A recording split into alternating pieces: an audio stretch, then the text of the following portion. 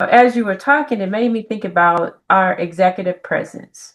And we're talking about how to, keep up today, how to stay, how to not become inundated, how to not become overwhelmed. But I provide executive coaching. And a lot of times, what I hear from those that I'm providing guidance to is how do I strengthen and cultivate the executive presence? So they're wanting to know, they're wanting to get ideas.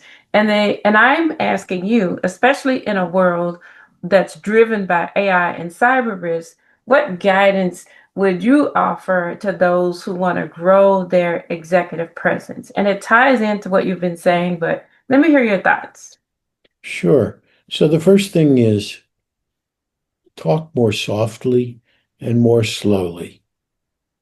If you look at who's commanding the room, they are not normally the people who are shouting and speaking really fast.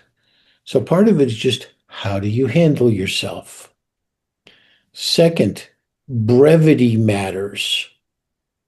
Anybody can write a 20-page paper on something, and I often find it's like the kid who wrote the book report and just kept writing and writing and writing and hoping the teacher would find something in it. I've worked for a couple of pretty senior people who told me if you can't communicate it in one page, you don't know it. Now, obviously, that one page may have 500 pages of backing material, but brevity. Another one in executive presence is humor. Humor doesn't work for everybody. It may or may not work for you. What I recommend is watch people, how well they use it or don't use it, and ask yourself, would that work for me? And just remember, if you have to explain the joke, it probably wasn't funny. Um, so that's part of it. Now, let's turn to the more AI and cyber focused things. One of the things is simply demonstrate your use of or knowledge of them. For example, yeah, I put this presentation together, and here's what I used AI to do in it. Just casually mention it. You don't have to get into it took me 8 prompts to get this picture. Demonstrate some mastery Hmm.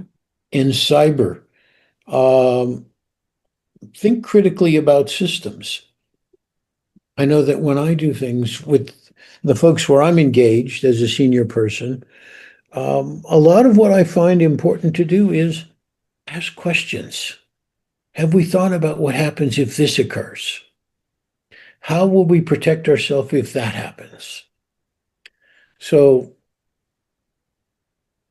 use your personal presence to speak more slowly and calmly.